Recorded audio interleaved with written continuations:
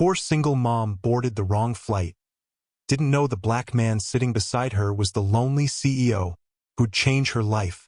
"I'm sorry, ma'am, but your ticket is for the 6 a.m. flight to Chicago. This is the 6 p.m. flight to Zurich." The relentless hum of the airport terminal seemed to fade into a dull, distant roar, replaced by the frantic hammering of Alara Vance's own heart. The biting cold of the air conditioning, a stark contrast to the humid summer air she'd left outside, did nothing to cool the feverish panic blooming in her chest. She stood at the threshold of the jet bridge, a fragile figure in a worn but clean blouse, her threadbare handbag clutched in one hand and the small, warm hand of her 4-year-old son, Leo, in the other. Her world, already precariously balanced on the edge of a cliff, had just begun to splinter and fall away into the abyss. The flight attendant's words echoed, each one a hammer blow against the thin shield of her hope. Zurich, not Chicago. The wrong continent. The wrong life. The wrong future. Everything was wrong. She had checked the gate number 3 times, her eyes bleary from a night of restless sleep, her mind a fog of anxiety. The digital screen must have changed. A quiet sob caught in her throat, but she swallowed it down, forcing a mask of calm for the sake of her son, who looked up at her with wide, trusting eyes. The desperation was a physical weight, pressing down on her shoulders, making it hard to breathe. This flight was everything.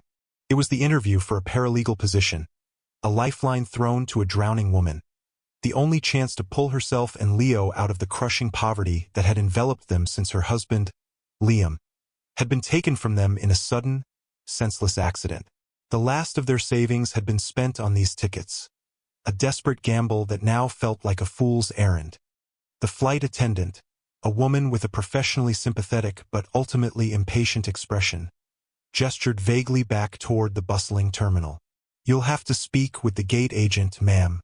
We're about to close the doors." The finality in her voice was like a door slamming shut not just on the plane, but on Alara's entire future. She turned, her movements stiff with shock, to lead Leo back into the chaos. But just then, a soft click sounded behind her. The heavy door to the aircraft was sealed. She was trapped. A wave of dizziness washed over her. She gripped Leo's hand tighter, her knuckles white. They were on the plane. The wrong plane. A low groan of the engines began to vibrate through the floor, a monstrous sound that signaled the beginning of the end. Her gamble hadn't just failed. It had backfired in the most spectacular and cruel way imaginable. The flight attendant, seeing her pale face and the sheer terror in her eyes, seemed to soften for a fraction of a second. "Find your seat for now. We'll sort it out when we land." It was a hollow platitude, and they both knew it.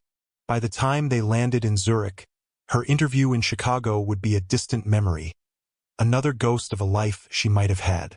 Numbly, she shuffled down the narrow aisle, Leo toddling patiently beside her, his little blue backpack a stark contrast to the sleek, dark luggage of the business travelers. Their seats were in the back, tucked away near the engines. As she settled Leo by the window, her own gaze fell upon the man already seated in the aisle seat. He was a tall, impeccably dressed black man, his suit a crisp, dark charcoal that spoke of effortless wealth. He stared out the opposite window, his profile etched against the fading light, a portrait of profound, unshakable sorrow. His face was a handsome, stoic mask, but his eyes were haunted, hollowed out by a grief so deep it seemed to absorb all the light around him. He didn't acknowledge her arrival. He didn't move. He simply existed in his own private, sterile silence. Alara buckled herself and Leo in, her hands trembling. The plane began its slow taxi onto the runway. It was real. This was happening. Her chest tightened.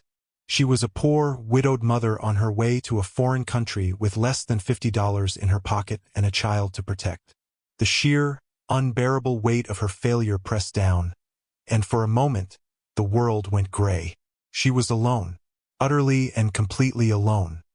The roar of the engines intensified, a primal scream that matched the one trapped in Alara's own chest as the plane hurtled down the runway and lifted into the darkening sky. Below them, the city lights scattered like fallen jewels, each one a life, a home, a place of belonging that felt a million miles away from her. Leo, enchanted by the view, pressed his face against the cool glass, his breath fogging a small circle on the pane. He was innocent of the catastrophe unfolding, safe within the bubble of his mother's love. But the bubble was threatening to burst. Alara squeezed her eyes shut, fighting back the hot tears that stung their lids. It wasn't just the missed interview. It was the crushing accumulation of loss, the wearying battle against despair, the constant, grinding effort to simply stay afloat. It was the loneliness that had been her constant companion since Liam was gone. A single, traitorous tear escaped and traced a cold path down her cheek. She hastily wiped it away, her movements furtive, not wanting to draw attention. The man beside her remained motionless, a statue carved from grief. He seemed to exist in a different dimension, a world of polished marble and deep shadows where her threadbare reality could not penetrate. The cabin lights dimmed, casting the interior in a soft, amber hue. A drinks cart began its slow journey down the aisle. Alara had no money for a drink, for a snack, for anything. She had only the single, wilting granola bar in her purse for Leo. The feeling of shame was a bitter, metallic taste in her mouth. Then, in the quiet hush of the cabin, she heard it. A sound so small it was almost imperceptible. A sharp intake of breath from the man beside her, followed by a soft, choked noise that was undeniably a sob. She turned her head slightly. In the faint reflected glow from the window, she saw a single tear glisten on his dark cheek before it vanished into the expensive fabric of his suit. His fists were clenched on his lap, his knuckles rigid. His perfect, commanding composure had cracked, revealing a raw, unbearable pain beneath. In that moment, something inside Alara shifted. Her own colossal, life-shattering panic receded, pushed aside by a wave of pure, unadulterated empathy. She saw not a wealthy stranger in a fine suit, but a fellow soul drowning in the same merciless ocean of grief she knew so well. Her problems were immense, but his pain in that instant felt seismic. It was a shared language, an unspoken kinship of the shattered. She remembered the hollow ache, the feeling of being utterly alone in a crowd, the desperate need for a single, gentle touch to prove you still existed. Her maternal, protective instinct, the one she reserved for Leo, surged forward. She had nothing to offer. No words of comfort would suffice. No amount of money could fix what was clearly broken deep inside him. She had nothing. Nothing but a small, worthless, priceless treasure in the pocket of her worn jeans. Her fingers closed around it. It was a stone, a simple, smooth gray rock that Leo had found in the park a week ago. He had pressed it into her palm, his small face serious. "For courage, Mommy," he'd said. "So you're not scared." It was a sacred object, a tangible piece of her son's innocent love. It was all she had. Without a second thought, without calculating the cost, she acted. She reached across the small space between them and gently, tentatively, touched his clenched hand. He flinched, his head snapping toward her, his haunted eyes wide with surprise. They were beautiful eyes, deep and brown, but they were filled with a profound emptiness. She didn't speak. She simply uncurled his stiff fingers and pressed the small, cool stone into his palm. Her voice was a mere whisper, barely audible above the engine's drone. For courage, his fingers instinctively closed around the stone. He stared at her, his expression of shock slowly melting into one of utter disbelief. He looked down at the simple gray stone in his hand, then back up at her weary, sincere face. He saw the tear tracks on her cheeks, the exhaustion etched around her eyes, the quiet dignity in her posture.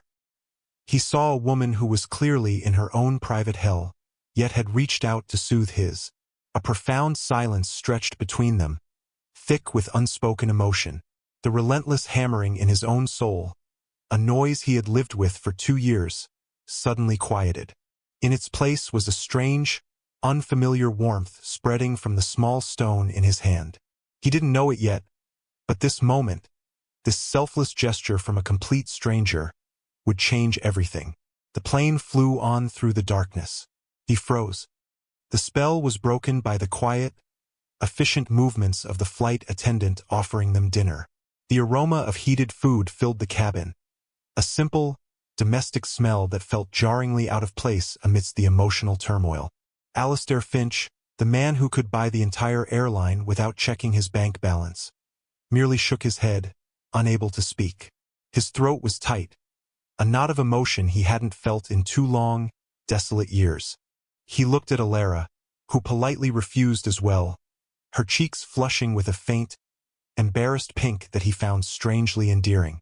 He knew, with a sudden, gut-wrenching certainty, that she wasn't refusing out of a lack of hunger, but a lack of funds. The thought was a physical blow. This woman, who had just given him a piece of her soul in the form of a simple stone, probably couldn't afford a $7 meal. The injustice of it all was a sharp, bitter pill. He cleared his throat, the sound rough. "What's your name?" he asked, his voice lower than usual. "Alara," she replied softly. "Alara Vance. And this is Leo," she gestured to her sleeping son, a tender smile briefly touching her lips. That smile, so fragile and yet so genuine, did something to Alistair's shattered heart. It was like the first ray of sunlight after a long, brutal winter. "Alistair," he said, the name feeling foreign on his own tongue. He hadn't introduced himself as just Alistair in years. It was always Mr. Finch, the commanding CEO, the titan of industry. Alistair was the man who had died 2 years ago with his wife and daughter. He finally found the words to address the elephant in the room. "You're on the wrong flight," he stated, his voice gentle, not accusatory. She nodded, her gaze dropping to her trembling hands in her lap. The dam of her composure finally cracked, and she explained in a low, brittle voice. The interview in Chicago, the last of her money, the single mother trying to make a new start. Each word was delivered without self-pity, a simple, dignified recitation of facts that made her situation all the more heartbreaking. Alistair listened, the small gray stone still clutched in his hand, its smooth surface a point of focus in a world that had suddenly tilted on its axis. For 2 years, he had been consumed by his own loss, building walls of wealth and power around his grief until he was suffocating in a cavernous, empty fortress. He had forgotten that pain was a universal currency. He had forgotten the quiet desperation of a life lived on the margins. He had forgotten what genuine, selfless human connection felt like. Alara's story, her quiet resilience, her profound kindness in the face of her own disaster, was a seismic shock to his system. It was a sign, a message from a universe he had long ago dismissed as cruel and transactional. A feeling he hadn't experienced since before the accident began to stir within him. Purpose. "I will fix this," he said, the words coming out with a commanding certainty that surprised even himself. Alara looked up, her eyes wide with a mixture of confusion and a faint glimmer of hope. "How?" "The interview is tomorrow morning." "There's no way." He held up a hand, a gesture of quiet authority. "Don't worry about the interview. Don't worry about anything. When we land in Zurich, I will take care of it." He tore a page from the pristine notebook in his briefcase and scribbled a phone number on it. It was his personal, unlisted number, a secret guarded more closely than his corporate financials. He pressed the slip of paper into her hand. A fair exchange, he thought. A phone number for a piece of courage. They spent the rest of the flight in a comfortable, charged silence. When the plane finally descended into Zurich, a city of sleeping spires and orderly lights, Alistair was already on his phone. His voice was low and decisive. By the time they deplaned, a sleek black car was waiting for them on the tarmac, a privilege that made Alara gasp. A pre-booked suite at the most luxurious hotel in the city was ready for her and Leo. A return flight to her home city, first class, was scheduled for the next morning. "Go home, Alara," he said, his voice softer now. "Get some rest. I have to attend a meeting, but I promise you, everything will be all right." He looked at Leo, still sleeping soundly in Alara's arms, and a flicker of a forgotten emotion, a painful, tender longing, crossed his face. He reached out and gently brushed a stray curl from the boy's forehead. He then turned and vanished into another waiting car, leaving Alara standing on the pristine pavement, bathed in the golden glow of the hotel entrance, completely and utterly bewildered. She was safe. She was cared for. But her hope was gone. The hotel suite was larger than her entire apartment, a cavernous space of polished marble, plush carpets, and floor-to-ceiling windows overlooking the serene waters of Lake Zurich. It was a gilded cage, beautiful and sterile. Leo, waking up, was thrilled by the adventure, exploring the vast room with a child's unfiltered joy, completely unaware of the turmoil in his mother's heart. Alara felt a profound sense of dislocation.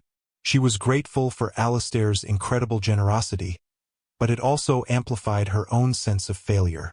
He had solved her immediate, logistical nightmare with a few quiet phone calls, but he couldn't fix the core problem. The job was gone.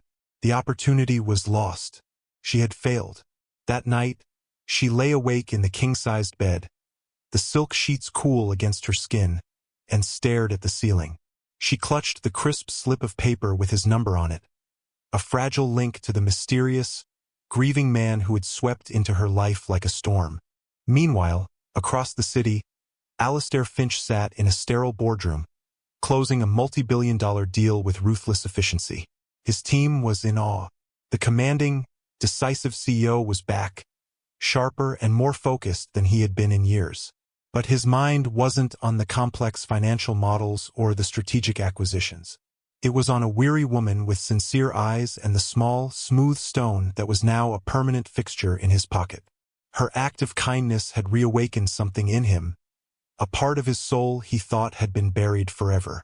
He realized with startling clarity that for 2 years, he had been trying to fill the hollow space inside him with money and success, but it was like trying to fill an ocean with sand. Alara, with her simple, pure-hearted gesture, had shown him another way. She hadn't wanted anything from him. She had simply seen his pain and responded with humanity. The deal was signed. His team celebrated. Alistair excused himself, stepping out onto a balcony that overlooked the sleeping city. He pulled out his phone not to call his brokers, but to make a different kind of investment. He made 2 calls. The first was to the head of his personal security team. "I need you to find out everything you can about a woman named Alara Vance and her son, Leo. Be discreet. I want to know her situation, her debts, her needs." Everything. The second call was to the CEO of a major recruitment firm in Alara's home city, a man who owed him a significant favor. "I have a candidate for you," Alistair said, his voice smooth as silk. "Her name is Alara Vance. I want you to find her the best possible position, something that uses her skills, pays her well, and offers her security. Create a position if you have to, and she is never to know the referral came from me. Is that understood?" The answer was, of course, a resounding yes. He hung up, a sense of profound purpose settling over him. This was not just about repaying a debt. It was about honoring a moment of grace. It was about using his immense power not just to acquire, but to heal, to protect. He looked at the courage stone in his palm, its simple solidity a new anchor for his drifting soul. He would be her hidden savior, her silent guardian. He would rebuild her world from the shadows, piece by piece, until she was safe and whole again. She would never have to feel that desperate and alone again. He made a vow. When Alara and Leo arrived back in their small, cramped apartment, the air of defeat hung heavy around them. The brief, surreal luxury of Zurich felt like a fever dream. Reality came crashing back in the form of an overdue rent notice slipped under the door. Alara's heart sank. She had dreaded this. She braced herself for the humiliating call to her landlord, to beg for another week, another day. But when she opened the envelope, it wasn't a demand for payment. It was a receipt for 6 months' rent, paid in full by an anonymous benefactor. Alara stared at the piece of paper, her mind struggling to process it. Anonymous benefactor? It was impossible. A mistake. She called her landlord, her voice trembling. He confirmed it. A wire transfer had come through that morning. He had no idea from whom. Alara hung up the phone, her knees weak. She sank onto her worn sofa, her head spinning. Alistair. It had to be him. But why? And how? 2 days later, the phone rang. It was a woman from a top-tier recruitment agency, her voice crisp and professional. She said they had received Alara's resume from a confidential referral and were incredibly impressed. They had an opening for a senior paralegal manager at a prestigious downtown law firm, a position far beyond what she had dared to hope for in Chicago. The salary they quoted was more than double what she would have made. It was a dream, a fantasy. It was too good to be true. But my interview in Chicago, Alara stammered. Oh, that company was just acquired, the woman said breezily. All their hiring is on hold. This is a much better, more stable opportunity and acquisition. The word echoed in Alara's mind, a puzzle piece clicking into place. The final piece of the puzzle arrived a week later, an official letter from the most exclusive private preschool in the city. Leo had been granted a full scholarship, his tuition covered for the entire year, funded by a new early childhood development grant from an anonymous foundation. Alara sat amidst the letters and receipts, the evidence of a powerful, invisible hand reshaping her life. It was overwhelming. It was terrifying. It was wonderful. She felt a cascade of emotions: gratitude, disbelief, and a strange sense of being watched over. This wasn't just charity. It was a systematic dismantling of every barrier that had stood in her way. Alistair was not just a kind stranger. He was a force of nature. But he remained silent. He didn't call. He didn't take credit. He simply worked from the shadows, a hidden savior orchestrating her salvation. The weight of desperation began to lift from her shoulders, replaced by a fragile, burgeoning sense of hope. For the first time since Liam's death, she felt like she could breathe. She was safe. A month passed. Alara started her new job. The work was challenging and fulfilling, and her colleagues were welcoming. Leo started his new school, blossoming in the nurturing environment. Their lives had been transformed so completely, so miraculously, that it felt like a fairy tale. But a question mark hung over it all: a handsome, grieving man named Alistair. Then, one evening, her phone buzzed with a call from an unknown number. Her heart thudded. She answered, her voice hesitant. Hello. Alara. The voice was low, quiet, and instantly recognizable. It was him. Alistair. A whirlwind of emotions swirled inside her. I don't know what to say. The rent, the job, Leo's school. I was hoping I could see you, he interrupted gently, as if her thanks made him uncomfortable. I wanted to thank you properly. For the stone. I still have it. His voice was different now.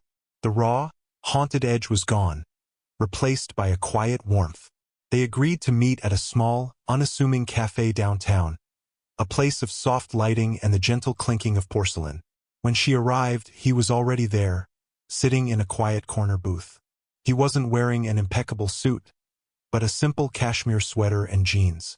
Without the armor of his corporate identity, he looked younger, more approachable, more human. The air between them was thick with unspoken words. A waitress came and he ordered them both tea, a simple, grounding ritual. He waited until she had left before he spoke. I wasn't entirely honest with you on the plane, he began, his gaze steady and unwavering. That day, it was the second anniversary of the accident. He told her everything then. He spoke of his wife, Isabella, and his 6-year-old daughter, Chloe. He described the life they had built, a life filled with laughter and light. He recounted the phone call, the sterile silence of the hospital, the moment his world had shattered into a million irreparable pieces. He spoke of the 2 years he had spent in a waking coma, going through the motions of life, his heart a cavernous, empty tomb. He confessed that he'd been flying commercial that day as a form of self-penance, to force himself to feel something, anything, other than the numb, gnawing grief. Alara listened, her heart aching for him. She didn't offer empty platitudes or trite condolences. She simply listened, her eyes filled with a profound, unwavering compassion that made him feel truly seen for the first time in years. When he finished, his confession hanging in the quiet space between them, she reached across the table and placed her hand over his. A simple gesture of shared humanity. Then, she told him about Liam. She spoke of their love, a sweet and simple love story cut tragically short. She described the struggle of being strong for Leo while her own heart was breaking, the loneliness that was a physical presence in her small apartment. She talked about the fear, the constant, low-grade terror of not being enough. In that dimly lit cafe, over cups of cooling tea, two grieving souls found a sanctuary in each other.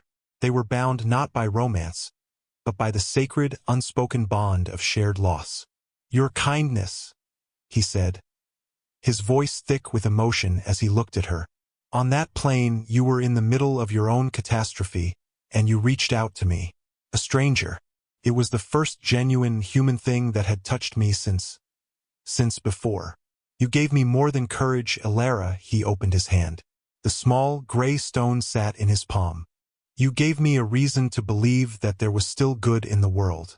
You reminded me what it felt like to have a purpose beyond just making money." His confession of anonymous help followed, delivered not with pride, but with a quiet humility. He had wanted to give her the security she deserved. He had wanted to see her flourish. The wall of secrecy between them crumbled, replaced by a foundation of raw, tender honesty. They left the cafe not as strangers, but as survivors who had found a kindred spirit in the wreckage. A fragile connection had been forged. It was a new beginning. Alistair began to gently, carefully, weave himself into her life. He would call just to see how her day was, his voice a calm and steady presence. He met Leo, and to Alara's quiet joy, the two connected instantly. Alistair, the powerful CEO, would get down on the floor and build elaborate Lego castles, his face lit with a gentle focus she had never seen before. He was not trying to replace Liam, but to create a new, safe space for both of them. One day, he invited her to the annual Finch Foundation Charity Gala, the biggest philanthropic event of the year. "I want you to be there," he said, his request simple and direct. By my side, Elara was hesitant, intimidated by the thought of his world of gleaming wealth and polished power. But Alistair was insistent. He arranged for a stunning, elegant gown of deep sapphire blue to be delivered to her apartment, along with a pair of delicate diamond earrings. When she looked in the mirror, she saw not a poor, struggling single mother, but a graceful, beautiful woman. A sleek black car arrived to whisk her away, and as she stepped into the glittering ballroom on Alistair's arm, a hush fell over the crowd. She felt like an imposter in a fairy tale, keenly aware of the curious, assessing glances from the city's elite. Alistair never left her side, his presence a warm, protective shield. He introduced her simply as Elara, his voice filled with a quiet pride that silenced any potential whispers. But the fairy tale was about to be interrupted by a dragon. A woman with a face of cold, sculpted marble and eyes like chips of ice approached them. She was draped in diamonds that seemed to radiate a biting cold. "Alistair," she said, her voice dripping with disdain as her eyes raked over Elara from head to toe. Alistair's posture stiffened. "Deidre," he said, his tone clipped. "This is Elara Vance." Deidre Finch, Isabella's mother, gave a smile that didn't reach her eyes. "So, this is the one," she said, her voice loud enough for the surrounding guests to hear. "The one you've chosen to replace my daughter." Elara felt a cold dread wash over her. The music seemed to fade away as a small circle of silence formed around them. Deidre ignored Alistair and fixed her cruel gaze directly on Elara. "Tell me, dear," she hissed, her voice a venomous whisper that carried across the sudden hush. "What's your trick? Do you seek out grieving billionaires specifically? My daughter has only been gone 2 years, and you think you can just swoop in with your pathetic, wide-eyed act and take her place? You, a nobody, preying on his grief to crawl your way out of the gutter." Each word was a physical blow. The humiliation was intense, a hot flush creeping up Alara's neck. The eyes of the crowd were on her, judging, dissecting. She felt naked, exposed, but she didn't shrink. She lifted her chin, her dignity a fragile but unwavering shield. She would not let this woman shatter her. She met Deidre's gaze, her own eyes clear and steady. She was about to speak, to defend herself with the quiet truth, but she never got the chance. Alistair stepped forward, placing a firm, protective arm around Alara's waist. His movement was calm, but it radiated a commanding, absolute power that silenced the entire room. He turned to face his former mother-in-law, and the quiet warmth in his eyes was replaced by a glacier. "Deidre," he said, his voice low, but it echoed with an authority that left no room for argument. "You dare to speak of my daughter's memory while you desecrate it with your bitterness and your greed." He paused, letting the weight of his words settle. "You speak of grief, but you know nothing of it. You see only transactions. You see arrangements and bloodlines. This woman," he said, his voice softening as he turned his gaze to Alara, his eyes filled with a raw, undeniable tenderness, "saw a man in pain. On the worst day of my year, in the depths of my despair, she offered me kindness when she had absolutely nothing left to give. She didn't know I was a CEO. She didn't want a single thing from me. In his darkest hour, she gave him hope. She gave him courage." He held up his other hand, and in his palm lay the small, simple gray stone. "This is Isabella and Chloe's legacy. A legacy of pure, selfless kindness. Not your spite. Not your venom." He turned his icy gaze back to Deidre. "You are no longer welcome at this event. You are no longer welcome in my life." He gave a subtle nod to his security chief, who appeared instantly at Deidre's side. The woman's face, once a mask of cruel superiority, was now a canvas of stunned, public humiliation. She was speechless. As she was escorted away, Alistair turned back to Alara, his expression one of profound apology and unwavering devotion. The power dynamic had been completely and irrevocably reversed. He had not just defended her, he had claimed her. In front of the entire world, he had declared her his salvation. Alistair led Alara away from the stunned silence of the ballroom, his hand a warm, steady presence on the small of her back. He guided her through a set of glass doors onto a quiet, private balcony overlooking the glittering tapestry of the city at night. The cool night air was a welcome relief, washing away the toxic heat of the confrontation. The distant sounds of the gala faded into a soft murmur. Alara was still trembling, the adrenaline and hurt warring within her. Alistair turned to her, his face etched with concern. He gently took both of her hands in his touch grounding her. "Alara, I am so sorry," he said, his voice raw with regret. "I never should have exposed you to that." To her, she shook her head, finding her voice. "It's not your fault, Alistair. You defended me." "It is my fault," he insisted gently. "She is a ghost from a past I haven't fully shed. But tonight, seeing her attack you, it made everything clear."